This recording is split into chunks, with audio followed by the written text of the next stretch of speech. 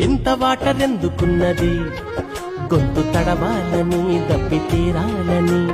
ఎంజ చచ్చి బ్రతుకుతున్నది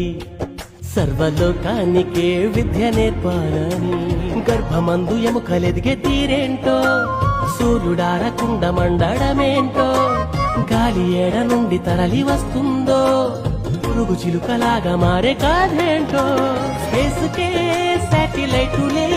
పంపగలిగిన సైన్స్ కైనా తెలుసునా అలా కడలిలో అలా ఎగసి పడుతూ